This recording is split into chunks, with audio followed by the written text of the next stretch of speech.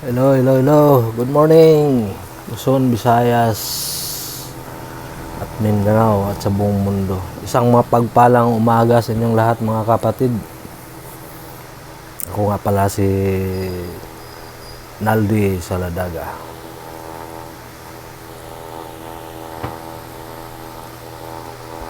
Mayroon lang akong isi-share sa inyo mga kapatid about sa aking religion noon. Conversion story to.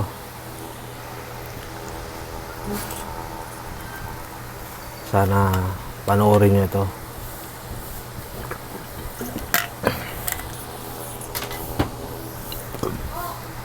Una sa lahat, ako nga pala ay dating Seventh-day Adventist or SDA.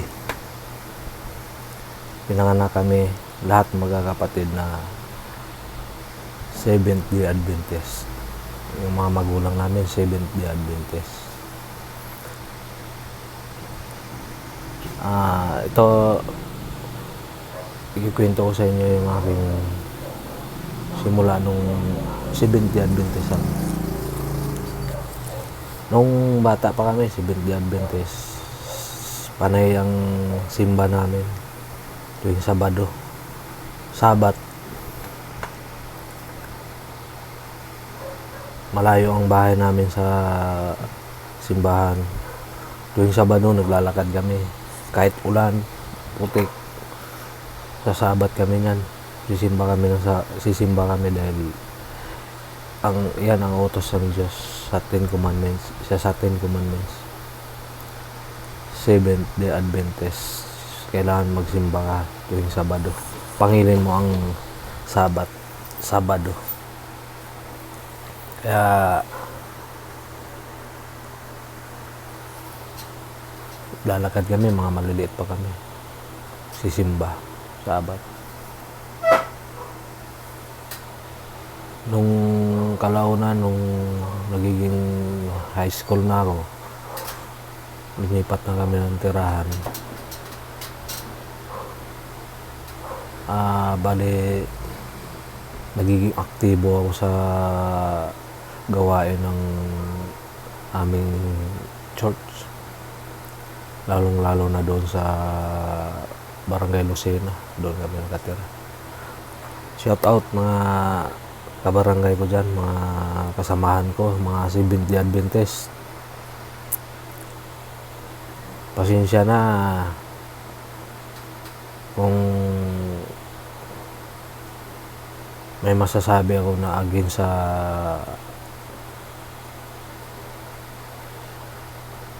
religion nyo, dati kong religion. Dati bawal kami kumain baboy, basta maraming bawal, may mga walang kaliskis, bawal kainin yun. Sa hindi ko pagkakaalam pa noon, at totoong turo. Now, nagiging na ako, convert na ako sa totoong religion na tatag ni Kristo. Walang iba kundi ang Roman Catholic Church, One Holy Apostolic Roman Church.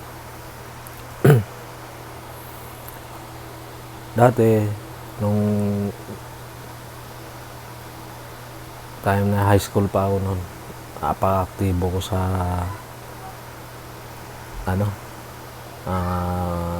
pagba-Bible study. Sumasama ako sa isang layman namin. Nagba-Bible study kami, bahay-bahay. Kakatok kami sa bahay. Yung iba nagtatago. Ayaw, kakatok kami sa bahay. Tapos inaalok namin ng Bible study. Tapos pag wala silang time, gagawa kami ng paraan para next time na babalik kami sa ganito. Para lang maingganyo namin siya, ma-invite namin sila, ma-convert namin sila sa Seventh-day Adventist. Pero kadalasan na pinapasok namin yung mga Katoliko. Katoliko kasi marami Katoliko na lalo na yung kulang sa kaalaman sa totoong aral ng Diyos, ng simbahan. Sama kami kahit naabot kami ng gabing-gabi. Ako tagabasa ng Biblia. Yung liman, yun ang nagpapaliwanag. Ako tagabasa kasi bata pa ako. Matalas pa yung mata ko sa pagbabasa ng Biblia. Magaling ako magbuklat ng Biblia noon. Mabilis ko makita yung mga verses. Tapos nagiging kami, membro ako ng choir namin, may kami choir. Tapos may mga time na pupunta ka sa pulpito, sasalita ka doon, parang nagwawali ka doon o kaya nag-share ka doon. Naranasan ko na yan. Grabe yung devoted ko dati sa dati kong religion. Hindi ko pa naman alam na ganun talaga ang may tinayo pala si Kristo na religion. Ang alam ko lang maraming religion. Basta ako, Seventh-day Adventist ako. Kung anong nasa sulat sa Biblia, nakasulat doon, yun ang sinusunod namin. Kalaunan nung nakapunta na ako ng Maynila, bali natigil ko na yung pagsisimba ng Sabado. Tingin ako dito, wala naman akong makita simbahan ng Seventh-day Adventist. Ay, kalaunan may nakita ako dito sa bayanan. Tinitingnan ko, parang tahimik, walang mga tao. Kaya hindi ako nagsisimba. Ginawa ko ako. Kasi isa akong security guard dati sa Nestle, sa Alabang. Duty kami noon, binata pa ako. Tapos natapat naman ang aming detachment commander, retired Navy, si Mr. Umali Pacifico. Shout out mga dati kong kasama dyan sa Nestle. Nagsisimba kami ng linggo, pinapasimba kami. Kasi siya, devoted siya sa Katolik. Sabi ko, paano to? Hindi naman Katolik to may mga rebulto, bawal to Ganun kaagad na sa isip ko. Pero wala sa isip ko yung pagsisimba namin tuwing linggo, kasi pinapasimba kami dahil bago mag-duty, mayroon kaming briefing, mayroon kaming Bible study, sharing. Kaya pag linggo, pinapasimba kami, tinatanong kami kung anong mga ebanghelyo, napipilitan kami halos lahat mga stay-in doon sa barracks namin. Pag linggo nagsisimba kasi kinabukasan may Bible sharing. Kailangan makasagot ka. Pag hindi, push up ka. O kaya parang mapahiya ka pag wala kang Kaya nagsisimba kami. Pero wala sa isip ko pa yun kasi against ako, anti-Catholic ako Nung nangyari, simba, doon pa kami sa harap upo para marinig namin yung sinasabi ng pare. Para may sasagot kami kinabukasan sa Bible sharing. Ganun kasi ang doon, nagkakaroon ng Bible sharing bago mag-duty. Ganun yung commander namin. Yun. Pero hindi talaga ako nagiging Katoliko. Tapos nung nagkaasawa na ako, kaanak na ako, lagi kong napapanood sa TV yung ang dating daan. Itanong mo kay Soriano. Lagi ako nanonood sa TV. Ganda. Na-amaze ako, mga kapatid. Sabi ko, itong totoong magaling. Totoong mangaral, totoong iglesia siguro to. Lagi ako napapanood, walang tigil sa kapanood pag doon. Hanggang na-assign ako sa mga residence sa Ayala, Alabang. May TV kami doon. Yan lang yung pinapanood ko. Yung Brother Eli Soriano. Sabi ko, parang gusto ko na sumali dito Umanib dito. Tapos, one time, sumali ako ng Bible exposition sa May Bayanan. Mayroon silang doon. Mayroon silang lokal doon. Libre kain pa. Sinama ko pa yung anak ko na pangalawa, si Sarah. Binigyan kami ng t-shirt, yung may nakalagay, kahit isang araw lang. Tuwan-tuwa naman ako. Parang ang gaang ng loob ko. Ito, nanonood ka lang ng TV, live. Tapos, yun. Sabi ko, ito na yata yung totoong iglesia. Kaya sabi ko sa asawa ko, lilipat na tayo sa dating daan. Magpa-Bible study tayo, magpa-bautismo tayo. Ayaw niya. Sabi ko, bakit? Ito na yung ito yung Diyos. Ito yung totoong religion. Ayaw naman niya. Sabi ko, parang katagalan, parang nawawala na rin sa akin. Parang nawala na rin ako ng gana. Tapos nalipat na naman ako ng Laguna sa residency, bahay din ng foreigner.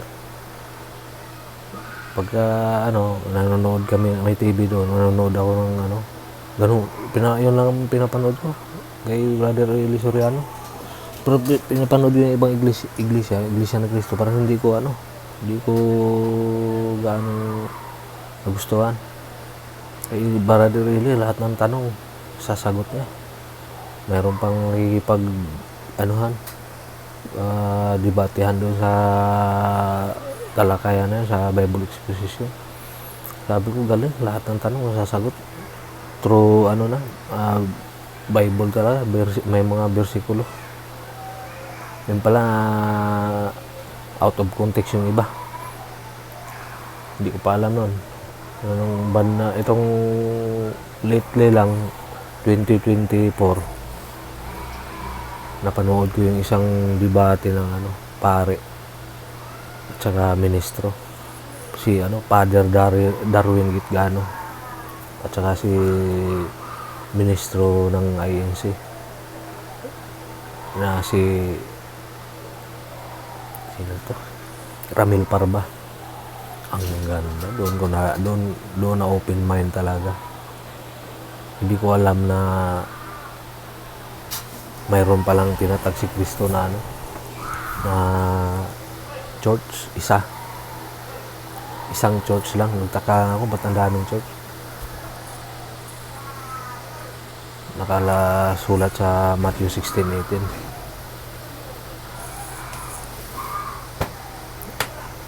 Tatayo ko ang aking iglesia sa batong ito, sa ibabaw ng batong ito, sinabihan si Pedro. Kaya doon parang inulit-ulit ko pinanood yung debate na yun, yung video. Grabe, parang na-miss ako. Hanggang sa lahat ng halos lahat ng video ng punto por punto, yung sa kay Darwin Gitgano, si Brother Jando Alabado, Brother Paul Alima, napanood ko, Eugene Gapo, basta halos mga pastor, mga converted pastor, doon na open yung ko. Halos isang taon ko pinapanood sila, paulit-ulit. Sabi ko, nag-convert sila, mga pastor na yung iba. Kasi inaral nila yung aral ng Katoliko. Bakit hindi ko rin aralin? Inaral ko. Search ako sa YouTube, sa Google. Sinong nagtayo? Who found Roman Catholic Church? Kaya Roman Catholic Church nakalagay, founded by Jesus Christ. Wala, ayos ito pala yun. Tapos ibang church, ah, Seventh-day Adventist. Tinayo lang yung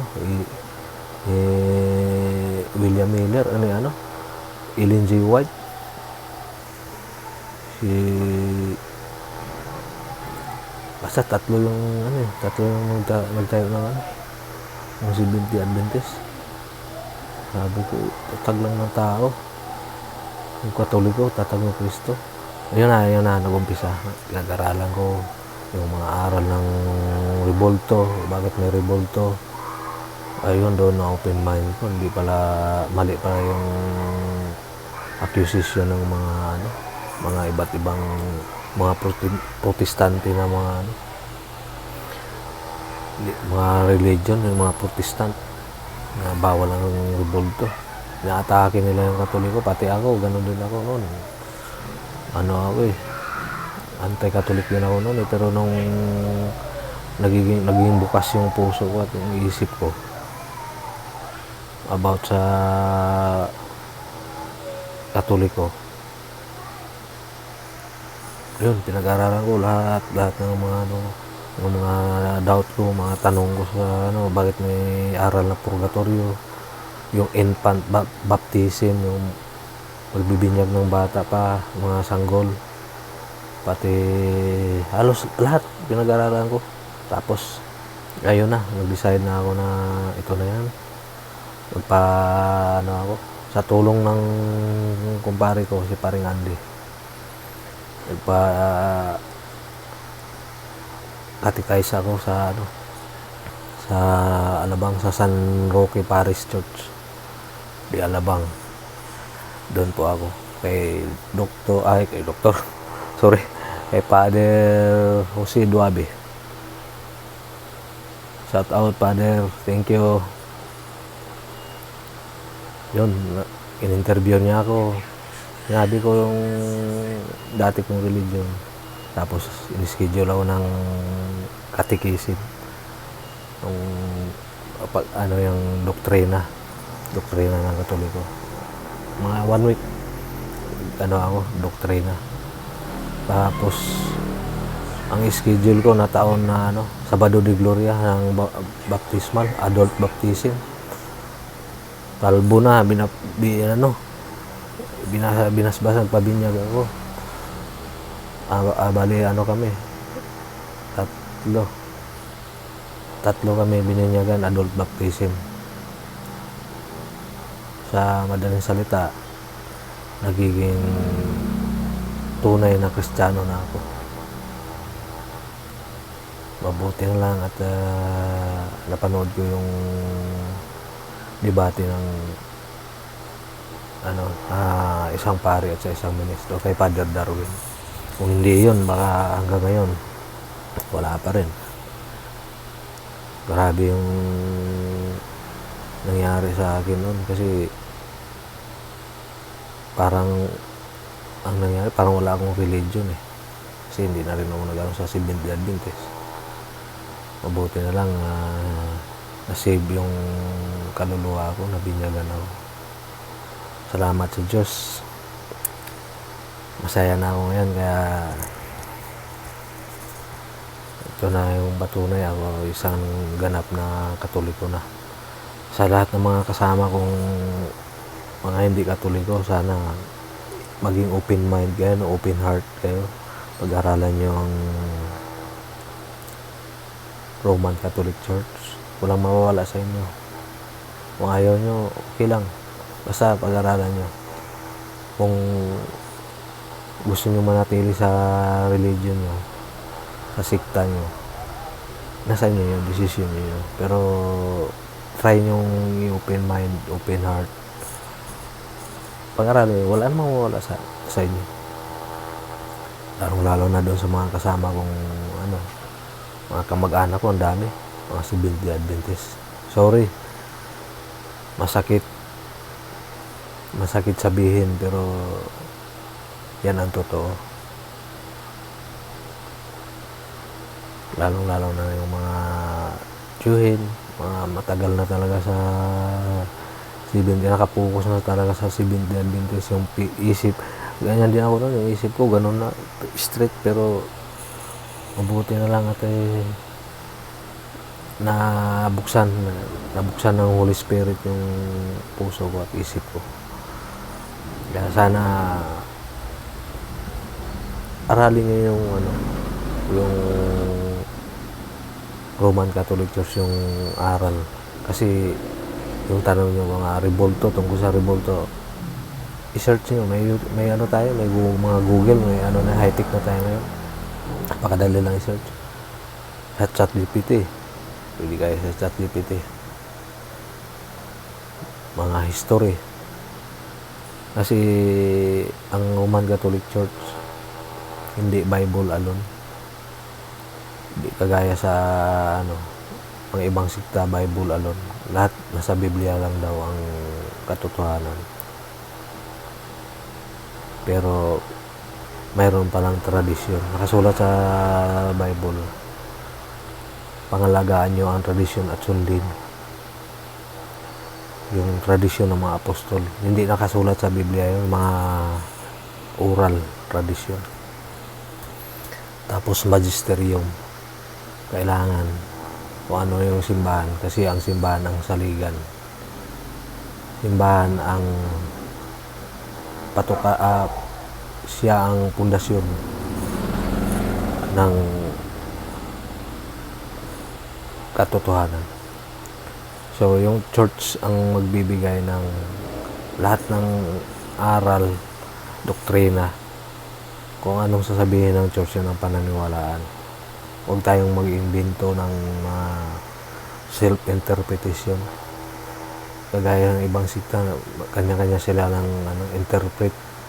Kaya doon, naliligaw.